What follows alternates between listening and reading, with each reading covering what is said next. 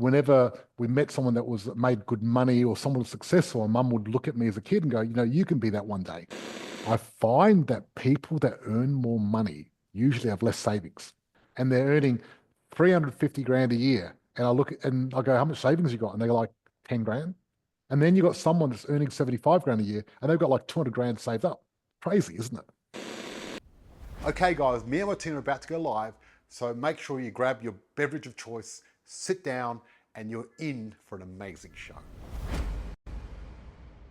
Okay, hello and welcome, everyone. Great to see you here. It's exciting. I've got Charmaine Adams with me, and we've got a really good show. We're going to be talking about how to get started as a property investor. And, I'm going to give you some tips and tricks on how to get started for the people that are just starting out, which is going to be great.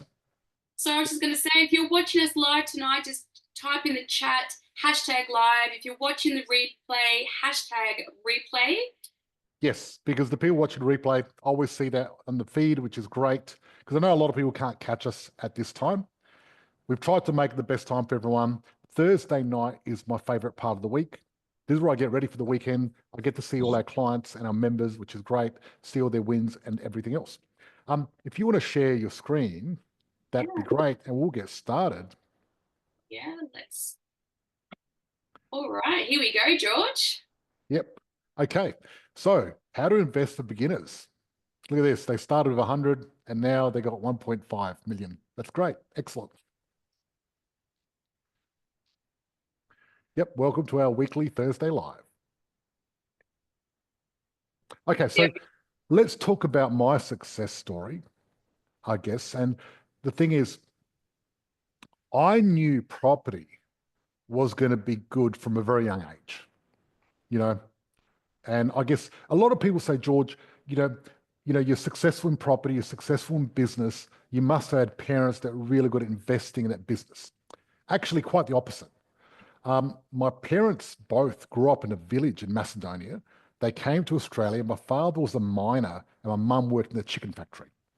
So I didn't get the opportunity to have any guidance from them when it came to business or property investing, but I got guidance from them in regards to my personal character, my work ethic, and being a good person. So I'm very thankful for them for that, which is great. But also, I suppose my mother instilled in me a desire to be successful and kept tapping positive stuff into me, which is great. So I feel I was very fortunate that way. And whenever we met someone that was made good money or someone was successful, my mum would look at me as a kid and go, you can be that one day. And it really embedded it in my head.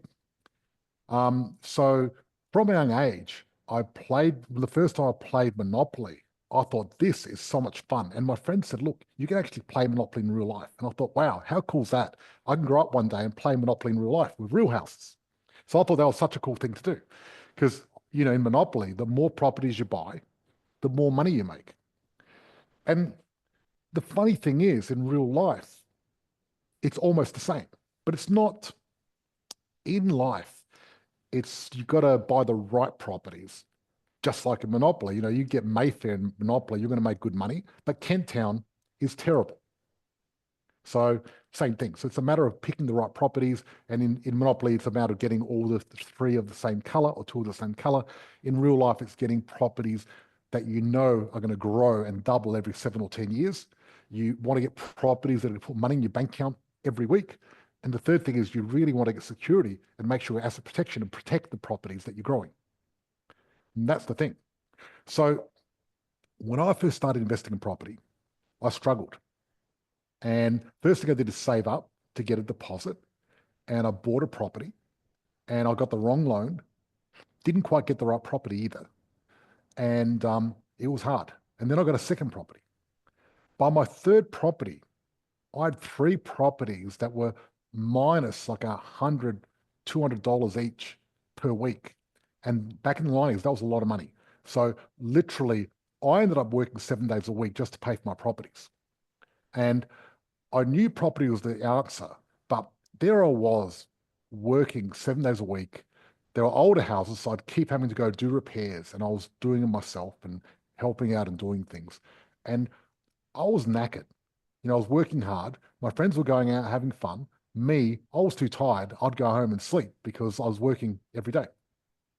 And I thought to myself, I like the idea of property and I'd love to be successful. But if that means that I can't have a life now at all, and I'm going to be successful one day when I'm old, what's the point? You know what I mean? It wasn't really working for me. Plus, I couldn't get any more properties. If I got another property, I'd go broke and lose everything. So I went on a journey, and I went on the journey because really, I guess I had two choices there.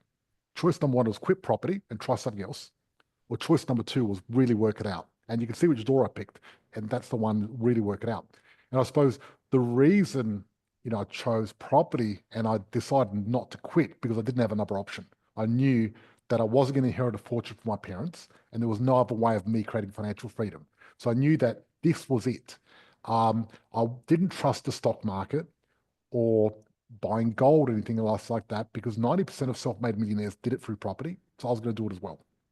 So I went on a bit of a journey, and I heard about this guy from Melbourne who had met once before, funny enough, in Sydney. And his name was Nick, and he lived in Miami in the same apartment block as David Beckham when he was living in Miami. And what happened was this guy bought these properties and now is living off the properties. He had a property in Miami, he had one in Greece, and one in some other exotic location, one in Melbourne, and he was doing very well. So I went and met up with him. We ended up having drinks, cocktails. Funny enough, this is the classic apple martini story because we went to this bar. Yeah. We met up at this bar, and he ordered the apple martini. And I thought that's not very much of a manly drink, but I'm thinking if he's a property millionaire and he drinks apple martinis, I drink apple martinis. So he said, "What do you want?" I said, "I'll have an apple martini," and that's what we drank because the way I see it, if someone's successful, if they're doing something, you should do it as well. Now, I know the apple martini is not going to make you successful, but I thought I'd just copy everything. I don't know what he's doing right. And after I got all the secrets, I came back home, rearranged my loans, changed it, and started getting cash flow and started building my portfolio. And within a few short years, I ended up with 10 properties and I retired. There you go. I love the story, George, because what I'm hearing is that you are really clear on your why. And when you know your why in property, that's like your driving force that helps you to overcome any objection to get to your outcome. And I think the other component is the story where you're the average of the 5 people you spend the most time with. So you knew the only way you were going to get successful is by hanging around people that were more successful and leverage from that. And look where you are now. Like you said, within a short few years, you're able to, retire on properties. So, Charmaine, exactly. And see, that part about the 5 people around you is so important. And the thing is, part of the way you can get to hang around people that are more successful is by paying money. So I'll tell you, I paid money to join Robert Kiyosaki's mentorship program, got to hang out with him, and now we know each other and we do work together. But I wouldn't have had access to him without paying, right? And that's a shortcut because otherwise, how the hell am I going to meet Robert Kiyosaki if I'm not successful enough? or even be in proximity of people that have the real life results you're looking to model from. Exactly. Another way is go on a podcast or go on a live. Like what you could do is on a Thursday night, go to a Facebook Live where someone like George is presenting and you're around him because then I can start program your mind for success because everything I say is there to program you for success. It's different to what you learn at school. Yeah, it's different like I explained before about property. It's 90% of properties, and some people can't handle. Not 90% of millionaires made it through. But if you can, property is one of the only scarce resources in the world. In a world where everything else is getting less scarce, so that's the best way to do it.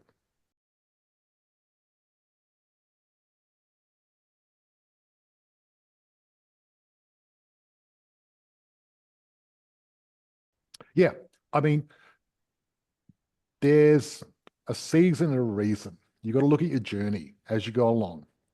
And the beginning of your journey is about saving, right? That's the beginning of your journey. And that's what you need to do. And saving's important. What's important is to be able to, there's a book called The Richest Man in Babylon, right? And what he talks about, he says that 10% of what you earned is yours to keep, which means that first you save that and then you spend everything else. Pay yourself first. I say 20% of what you earn is yours to keep. You know, whatever you earn, 20%, take it away, put it in savings, pay yourself first, and then pay everything else. Because if you pay everyone else first, you pay your rent, you pay your mortgage, you pay for your fuel, your electricity, and then your entertainment, well, then you'll have nothing left for yourself. That's why you're going to pay yourself first. So, you know, they say you can't save your wealth, save yourself to wealth, which is true. But you need to save yourself to investing, because the real way of creating financial freedom is through investing, but without saving, you can't do that. And the power of compounding wealth, saving, the important thing is having a discipline to save. And what I did when I started, I saved as much as I could. I really did. And a good way to save more money is make more money, because you make more money, you got more money to save. You know what I mean? Because some people don't make enough. This is the funny thing, and this is what I find. I find that people that earn more money usually have less savings. I'm amazed at the amount of people, I'm not going to mention any names, but the amount of people that join our program and they're earning 350 grand a year. And I look at 50, 30, 20 savings you got, and they're like, we're 10 grand. Basically, and then you got someone that's earning 75 grand a year, and they've got like 200 grand saved up. Crazy. 20 you save for yourself. But I'd put that first.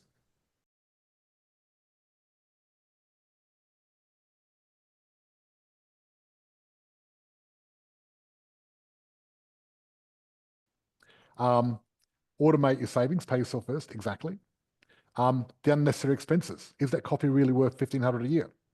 In my case, it's an astounding yes, because, right? But ways, right? Because Federico and I realized that we had $145 a week coffee habit, and we were looking to have a consciously defined budget because we wanted to invest in our next property. So what we did was we actually invested in the coffee machine. So we actually cut our expenses down by investing in a coffee machine. We would then still treat ourselves to have a coffee, you know, at a cafe on a Sunday with the family. But we got to have the best of both worlds, right? So we got really creative because we both are big coffee drinkers. We didn't want to give it up, but we also knew that we were really clear that we wanted the next property, and we needed to make sure that we had a consciously defined budget to get us there. So there are tricky ways that you can get around things so that you get your cake and get to eat it too. Charmaine, I love that. And funny enough, I was about to say that because I actually bought a coffee machine, and it's good because sometimes, especially if the coffee shops aren't open, it's good to have a coffee machine as well. But yeah, I think at the end of the day, you know, coffee is important, but you can do it yourself. Also, like avocado on toast, the classic avocado on toast. I'm in Bali, and when they talk about avocado on toast, they call it Australian style breakfast because it comes from Australia. Isn't that funny? It is. It is. Yes. And it's funny because in Bali, I think you pay something like $6 or $7 for an avocado on toast for breakfast. But in Australia, you pay anywhere between $18 to $22 for the same. Really? Really? Wow. So I'm not used to that because I actually, funny enough, I did something very Canggu-like because I live in Canggu in Bali at the moment. And there's a lot of Canggu bros, they get their laptop and they go to a cafe and work out of a cafe. And I've been working from here. As you can see behind me, I'm in the house. And what I love about the houses here is a lot of them got glass and plants outside, which I love. So but I actually the other thing is savings. Cafe today.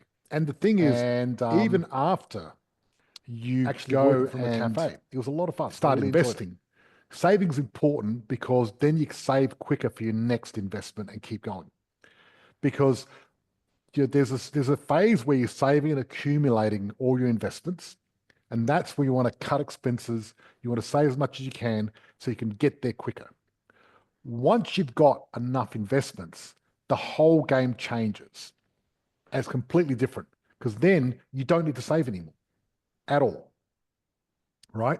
And then you actually get into spending mode, which is a lot more fun if you ask me.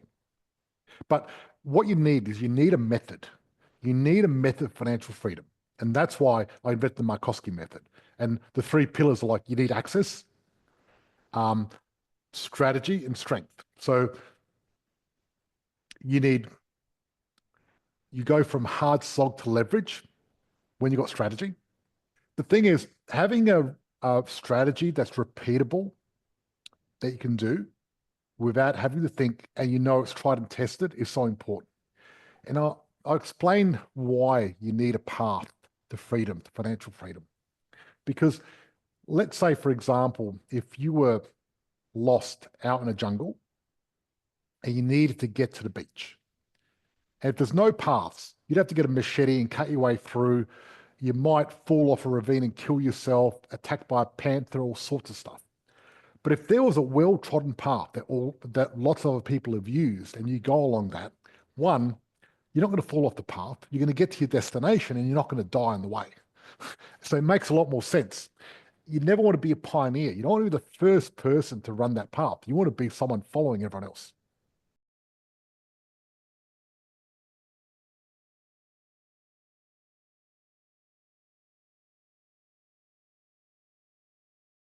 That's right. You got to get educated. Very important. The right mentor, the right system. So why do investors fail? One, lack of education. Following bad advice from family and friends. Trying to do it alone. Okay, how to fast track. Learn from someone who's already done it. Avoid costly beginner mistakes and have a proven system to follow. Yeah, so what I was going to say is an interesting story.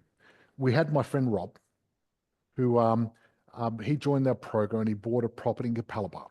And that property went up like 140,000 when he bought the property. He had it for a month and he was like, this is great.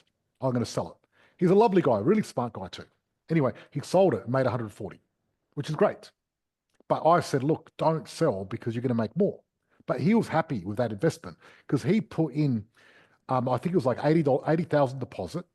So he made 150% on his money when he got that property, and he made it all within a couple of months. So he was wrapped. But now, how much is it worth now, Charmaine? About 750,000, and that was, I'd say, about September of last year. So I would dare say it's gone up even more. Yeah. And so with property pays you more the longer you hold it. It's compounding effects, and that's why it's important. But the reason I guess I spoke about Robert, because one of his friends actually, he told him he should join our program as well, which is a good thing. So I really appreciate the referral. It's a great guy. And you wanna have a proven system to follow. Yeah. And it's really important because what I find when it comes to property investing, it's really like 10% strategy. If you've got a strategy that's proven and tested, the gap is that 90%, and that's your mindset. And that's why it's so important to work with people like George or other leaders or other individuals that have the results that you're looking to have, because that's what's going to assist you to bridge the gap and gain that success. I totally agree. I think mindset is very important because you hang around successful people, your goals get bigger, you have less stress because you know everyone else is doing it. And that's why we do this Thursday night for our group, because it's much better that way. I totally agree. Absolutely. The power of a winning system, a lot of power. The positive property blueprint, proven formula, growth, cash flow security. The importance of due diligence, cash flow calculators, very important. And Charmaine, you do that for our clients. Absolutely. It's all about the numbers, George. Yeah, well, how to get a deposit. Yeah. Okay. It's a big one. Yes, there's the big one. Number one, you can save. Have we got this little things here, or do I have to just say it? Coming through, Oh, it's coming cash through. savings, the old-fashioned way. Cash savings. Excellent. There you go. Superannuation, self-managed super fund. Equity in your home, tapping in existing assets. Equity in the home is the best way to do it. Selling assets. I wouldn't call them assets, but yeah, cars, gold, Bitcoin stocks, toys, jet skis. We got one client. I think she's selling a ring that's worth about 130,000. Yeah. I know another client that sold a car.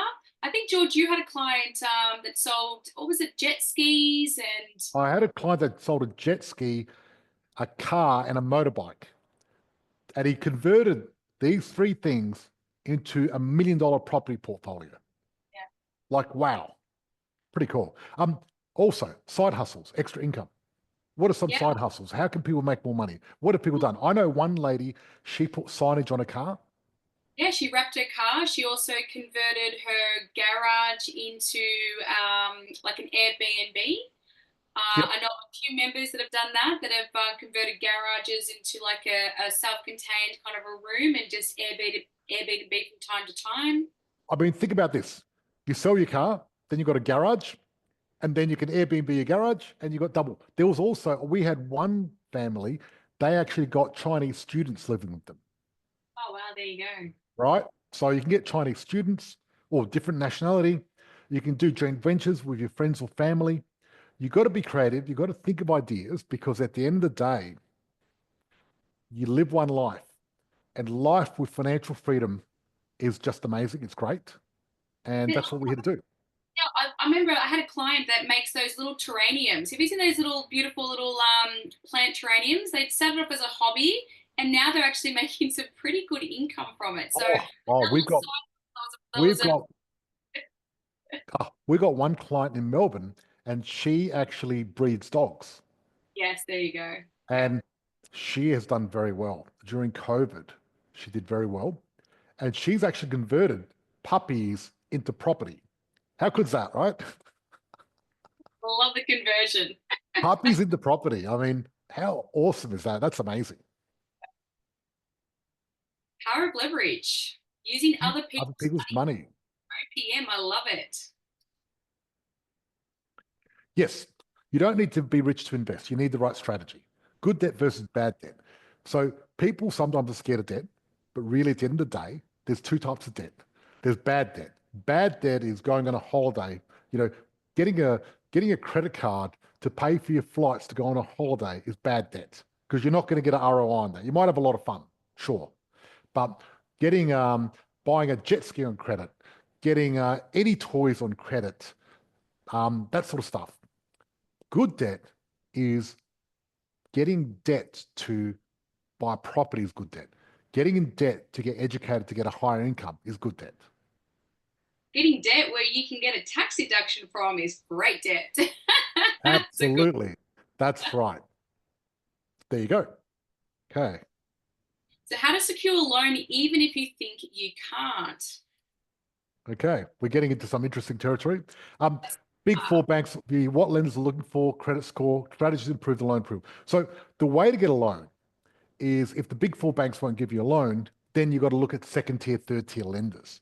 Because what happens is you've got different types of lenders that are open minded to different things. But really, at the end of the day, it's a matter of getting the right broker or mortgage manager that can actually already knows where you're going to fit because you need to be a round hole and a round peg in a round hole, not a round peg in a square hole, not pole.